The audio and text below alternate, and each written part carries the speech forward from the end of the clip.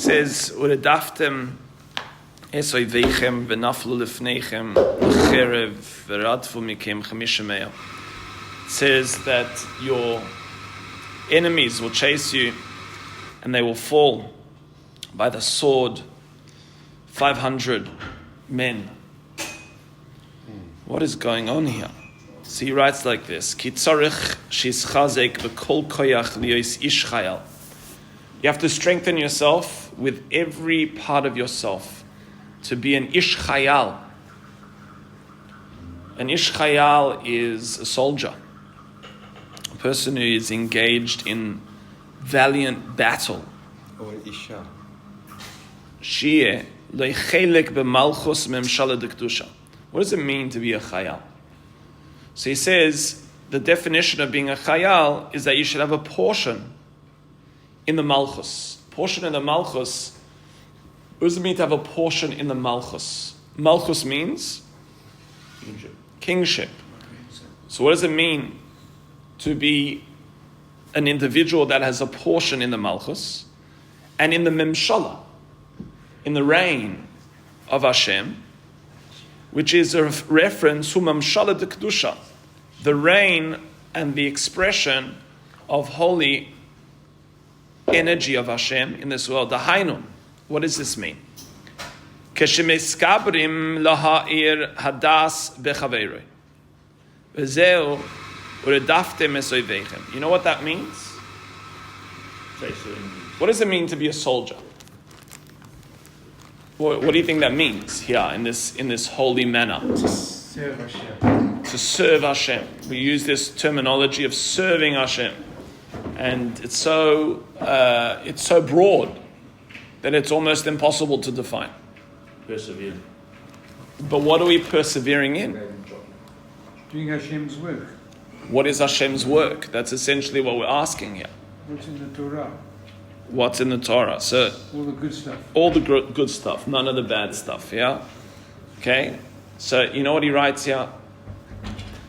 Anytime you strengthen yourself to illuminate your consciousness onto your friend, that's doing Hashem's will. What does that mean? Anytime you illuminate your consciousness. What does it mean to illuminate your consciousness? Thank you. So we understand, he says, that there's a space where there's a reference to our enemies. And our enemies are the enemies uredaftem. They're chasing us. They're chasing us. And the space that an individual's in their life is in a space where they are chasing or running away.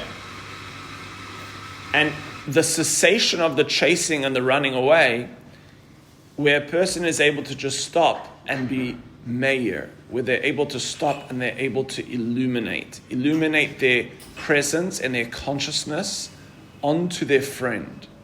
It's a very, very, very infrequent space in today's day and age to be able to have an illumination of presence and consciousness.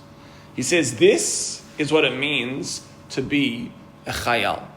This is what it means to be able to be misgaber, to be able to strengthen yourself above all of the redifa, above all of the chasing of life, and to be meir, to stop and illuminate and be present.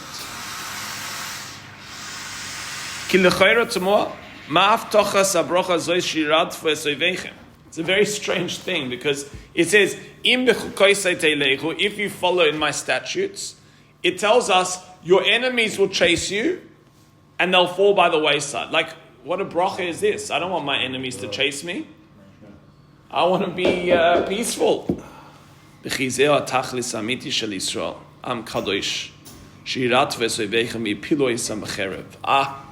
Says this is the purpose of the Jewish people. This is what it means to serve Hashem.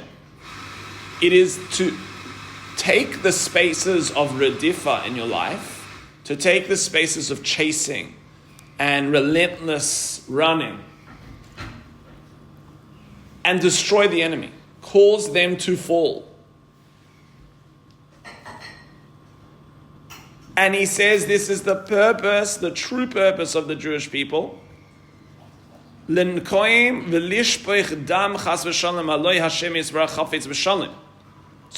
gosh, aren't we looking again at this very, very strange thing? It seems like this very vengeful and violent space where we're saying the enemies will chase you and you will slay them by the sword.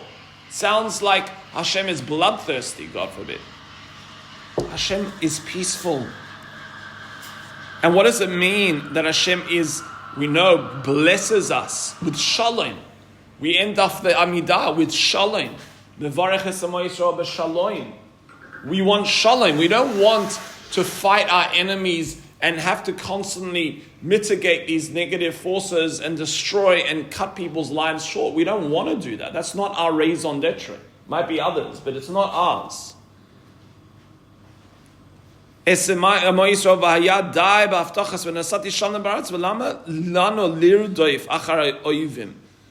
enough for Hashem just to give us the blessing of peace. Finished. Why do I have to be told how the enemies will chase and then I'll have to kill them? He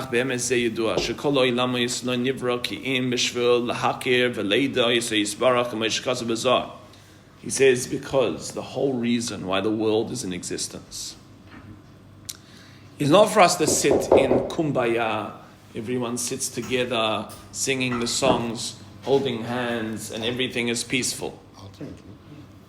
What the purpose is in and amongst the redifa, in and amongst the chasing, and in and amongst the chaos, a person is able to find this space of meir das, of illumination of consciousness and connectivity. Is that only a Jew or everyone? Valkein, the purpose of the Jew is to be a light unto the nations. What does it mean to be a light unto the nations? It means you're shining your Hanukkah lights on top of your car. Does it mean that you are, walking around with glow-in-the-dark sticks everywhere in the dark? What does it mean to be mayor? To be mayor means you teach the world what it means to not be subsumed by the rat race, what it means not to be subsumed by accomplishment, not to be subsumed by all of those elements, and to be able to understand that there's a deeper frequency of connection that exists in our lives and in the world around us. Because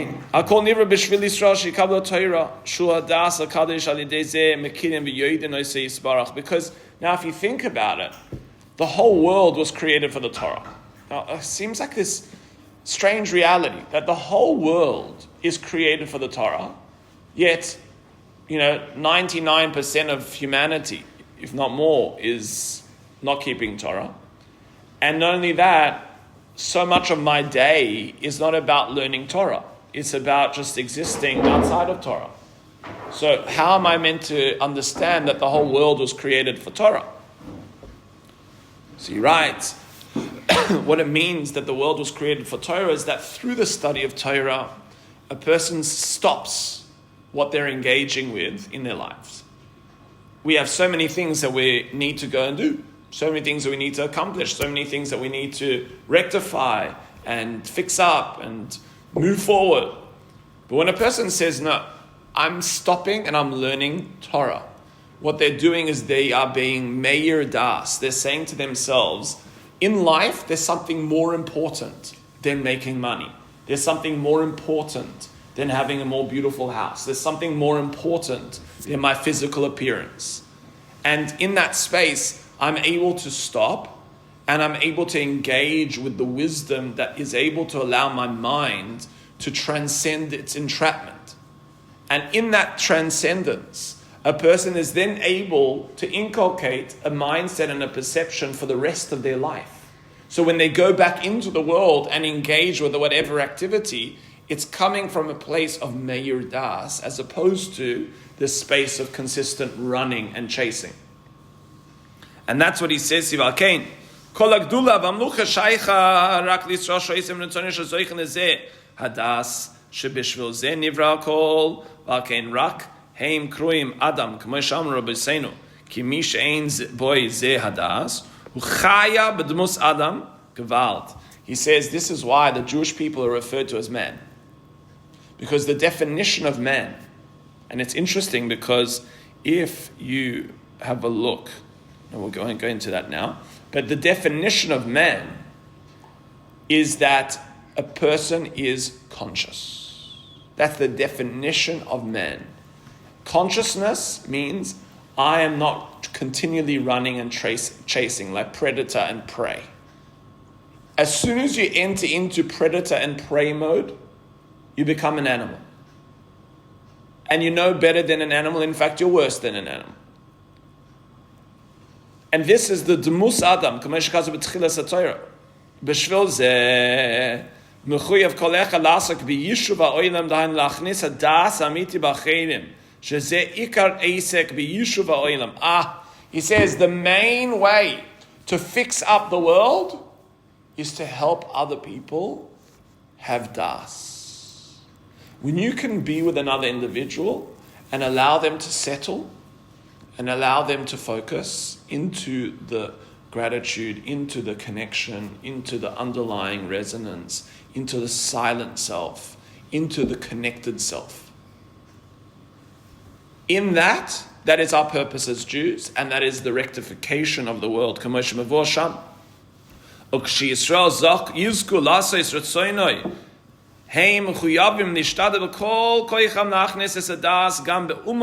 Now, most people think this is just a Jewish thing. As you said there, Clive, is this just a Jewish thing? He says no. He says we need to understand that this is our role in the world. Our role in the world is to create a space of higher resonance, is to create a space of higher consciousness and awareness, a consciousness and presence. He's saying you must go out and show this to people in your engagement with them. It's not just a Jewish thing. This is a global thing. This is humanity. This is not even how you engage with humanity. This is how you engage with the environment around you, with the natural realm, with the animal kingdom, with all of the elements that are at your surrounds, with the food in front of you.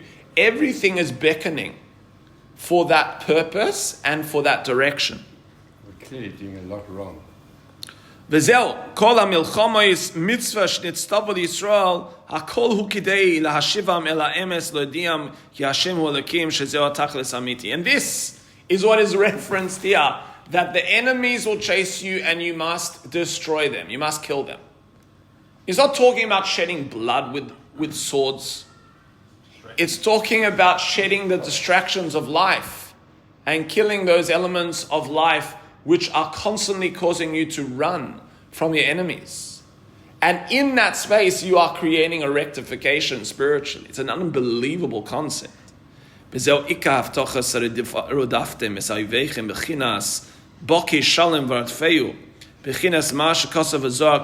know, there's an ulterior verse that comes along and says, seek peace and chase it. Seek peace and chase it. Meaning, this is the spin-off, or this is the antidote, the anti-venom. That you need to seek peace and chase it, as opposed to be chased by your enemies. There's an element of peace. What is peace? What is shalom? Shalom is shleimus. It's the feeling of fullness, completion, serenity. And through that, love, connection, peacefulness with other people. That is the energy that we're trying to define and distribute and rectify in this world around us. As it says in the Zohar Kadosh, Zakai man da'ached b'yada d'chayva uvay lemirdaf abasrei ki zoyes redifa ki ikra shalom amiti ki kol zman shein zoich nedas ve'en oisen retzoyna chas v'shalom ve'en yoytzi ma'avoyna is pagami chas v'shalom afila nidme sheyesh le shalom gadol ein ze shalom klal ki ein shalom amar Hashem rashayim. He says, you look at the world around you and you say, oh, look how peaceful these people are. They're going to their cafe to have their croissant, They're going for their nice walks and strolls on the promenade. They're going to travel to Dubai and wherever it is. And all of these spaces are so relaxing, so peaceful, so nice. What he says is that's not shalom. That's not shalom.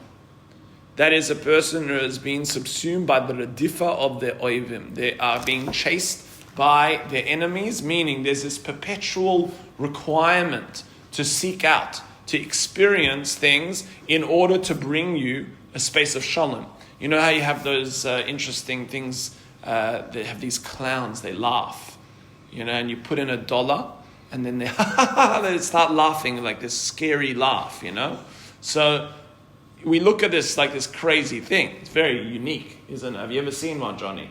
It's quite a scary thing. It will probably scar you for the rest of your life, as it did me. But nevertheless, you have a similar scenario in life where, we, in order to experience these laughter moments, we need to put constant money into that space in order to experience something. And that's not called true peace.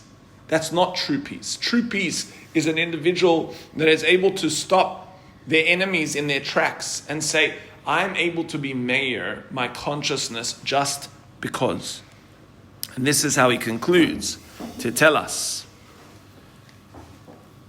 Ki kol zman she'ein ma'asav oilem yafe ki retzono yisbarach eich efshar she'yeh lo shalom amiti ki haloi gam ba'atzmov ein shalom. He says when a person isn't able to calibrate their behavior according to the frameworks of the Torah, it is an indication that they are still dependent on the circumstances of this life to give them an experience of shalom. And an individual still in their bones is essentially not experiencing the shalom that they need. And that's how he says, it says by King David that I have no peace in my bones because of my sins. What is our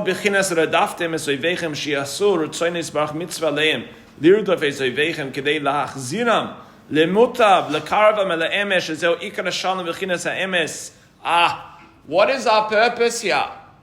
He says our purpose is not only to kill the redifa, it's not only to kill the space of running, but it's to actually be machnia them. If you look at it, at the blessing in the Amidah and the Malshinim, Alti Sikva, it says we ask that our enemies and those who slander us to not have any hope. But then we ask that they should be broken down and be reestablished and be machnia. We should take their energy and redefine it, like Tai Chi. You take the energy and you redefine the energy into a healthy space. What it's saying here is that in our lives, we have a space called redifa. We have a space called chasing. In that space called chasing, we have to redefine that energy into a space of chasing for peace. How do you change that energy? Again, with a daftim, you can redefine. That's why he's saying, take your enemy and redefine that energy force into a space which is directed towards chasing peace. V'ashalim, av shezeh b'chinas bakei shalom b'chinas bayi l'mir daf habasri v'zeu v'naflo v'im nefneim l'cherev ha'inu yidei tfilos u'bakashos shem nikraim cherev. Now, what is the sword? What is the sword? It seems like the fundamental axis that we are able to alleviate our dependency on the oiveim, the redifa. What is the sword, he says? The sword is our tfilos, it's our tefillah, it's our prayer, and our bakasha, our seeking, our requests from Hashem, which are referred to as the sword. As it says, Bechar bi bakashti, it says that with the sword and with the bow and arrow. Now, the sword also is a reference to Torah, and the bow and arrow is a reference to prayer. Why is a bow and arrow a reference to prayer? Because the more you pull it back, the further it goes. Now, what does it mean, the more you pull it back? The more you pull it back is the more you're going back into the space of self, the backwards parts of self, which means the parts of self that isn't running forward, but is able to relocate that running into a space of backward. Nice. So that's the space that he says, the kute ha'chele ke'alav she'ikar ha'klei zayin the kedusha heim ha'tfilos b'koshes ayin shamazera dafu mekem ha'chamisha mea mekem ravava yaradfu feirish Rashi shepal lefneim shleike derech ha'teva yitzrim liyois ish chaya she'eloi chelek mamshala the kedusha v'chazak v'datei ba'emes moed ki soif kol soif v'zgala emes lamitoi ki kushte kai v'emes meretz titzmach. So he says at the end of the day, all of these wars that are being fought, it actually needs one simple thing. It needs you to stop your rubbish. It needs you to stop the falsehood of life. All it needs is the cessation of the noise of self. Because the most powerful weapon, he says, is truth. And truth is, by definition, implicit to reality. And once you silence yourself to truth, do all the enemies fall away? And that's what he's saying here. It's not it's a miraculous war. What does it mean it's a miraculous war?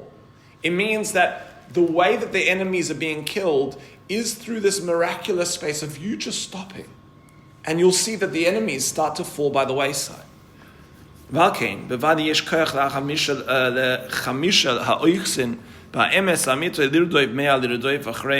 Says that 5 people will chase 100. So sometimes it feels like in your life there's so much overwhelming you that you don't know, how am I going to contend with this? So when you enter into that space of emes, into that space of truth, when you recognize there's nothing else in this world other than Hashem, and you enter into the bakasha, into the tefillas, into the Torah, suddenly 5 is able to chase 100 away. You start to realize all of the things that I'm so worried about and so subsumed by are actually so irrelevant. Why am I so taken by these things? וכלי זין של ישראל עד שיקבשו אסם ויכניסו בהם הדעס האמיתי. אחר כך אומר מקיים רב הכל. ואז הפניסי אליהם וכמויסי אסבריסי אתכם. ופרש רש"י לא כבריס הראשונה שהפרתם עשה, אלא בריס חדשה שלא תופר. ויסלחתי בסויככם עתי למוכם בגן עדן. He says, I'll give you a new covenant. It won't be the same covenant that I gave you originally, where you try and overwhelm it and overcome it, and it's not always clear. But I'll give you a new covenant. And in that covenant, I will not leave you, meaning I will walk amongst you in Gan Eden. What does that mean? It means that in our lives, when it comes to our Jewish experience, we sometimes start with one covenant. It's called serving Hashem. It's called, I have to engage with all of these technicalities.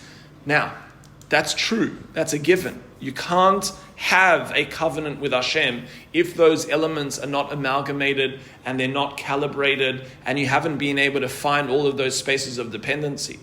But the true covenant is that Hashem walks with you in Gan Eden. The true covenant of Hashem, that you never will want to leave the space of Torah, is when you experience in your life such a simplicity and such a space of resonance and such a space of shalom, of peace, as if Hashem is walking with you in the Garden of Eden. You say, gosh, this is never going to leave me.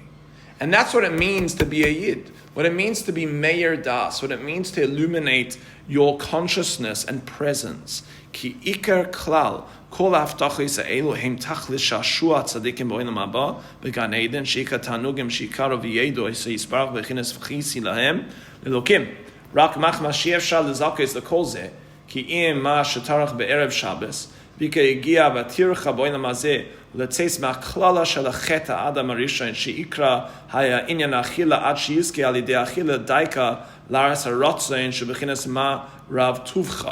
So he says the whole space that we're trying to rectify in this world is the space of entering into Shabbos. Entering into Shabbos, we know, stopping to run, no more running. But we have to go through the first 6 days of the week to understand that there's a rectification. What is that rectification of the 6 days of work? Does that mean you have to clock in for work every day? That's what it means, the 6 days of work? It says no. The 6 days of work is to fix up the pagam, the elements of destruction that were caused into this world by Adam eating from the tree. What does it mean, Adam eating from the tree? If you think about what it means, it was his rotzain. His rotzain was his will and his desires, his space of chasing. Not only physical, but this constant, perpetual desire to run and run away. And this incessant desire of just chasing, like an animal, chasing its prey. And that is essentially, if you think about his sin, that's what he did. He went to follow that desire. And what we're meant to be doing during the 6 days is clearing off that space of rotzen. Now, if you think about your deepest rotzen, your deepest will, it's present, it's truth, it's resonant, it's simple. That external rotzen, which is causing you to go meshuga, causing you to go crazy, is the pagam, the Eitz Das Toivera, is the actual cherev of our enemy. If you think about the cherev that it spins around at the entrance of the Garden of Eden, that's the cherev of our enemy. That cherev, that rotating sword at the Garden of Eden, that is our enemy. And that's what we're trying to fix up through the cherev of tefillah and the cherev of Torah. And that's how he concludes Arkein Eschalas Aparshim Bachukosai Teilechu Haftochis Birkas Achila Alideze Yizkul Aras Aratson Sheikra Tachlis. He says that in Bachukosai Teilechu is in fact a blessing on eating. Okay, so how this is a reference to the blessing on eating, he says because this is all connected. If you think about all of the halachas, especially surrounding food, your engagement with food is this predator-prey type of engagement. You see how even people eat. Like now we're a little bit more advanced. We've got forks and knives, but even in that space, it's like though that fork and knife is our sword, and we are consuming this. You see these pictures now with burgers on swords. It's like I've gotten this energy and I've been able to overcome it. That's us. No. He's saying, make a bracha on your food. Why are you making a bracha on your food? To create a buffer. What's the buffer? The buffer is for you to discover your inner rotzen. What's your inner rotzen? Shabbos, Shalom, Meir Das. I don't have to chase in my life to be happy. I have a space around me that I can enjoy, but that's not who I am at my core. That's not who I am at my deepest experience of life. And that is the very powerful teaching that we're learning here of our enemies chasing us and falling by the wayside, by the cherev. Our job is not to, as I said, sit in Olam Haba, in Gan Eden, and meditate and be in that space of everything's easy, I've got no worries. I've got nothing to chase and nothing to run after and nothing that's chasing me. Please God, we should have moments like that in our lives, and those are very, very, very important experiences that we can recalibrate through. But he's saying that's not the purpose. The purpose is to then be able to reintegrate that into the chaos of life, and in that chaos of life, to come along and say, whoa, you know how with the Matrix, sorry to bring something foreign here for you, but it's a very Kabbalistic idea where, he's able to slow down and all of those bullets are just flying by and nothing is able to touch him. And that's what we're meant to be doing in our lives. Slowing down and realizing all of those bullets of life, all of the chaotic elements of life are actually not so chaotic. And they actually don't have so much dominion. And they actually don't have to subsume us into what they want to say is reality. Because what reality is at the end of the day is one thing. It's Hashem. And we're connected intrinsically to that Hashem.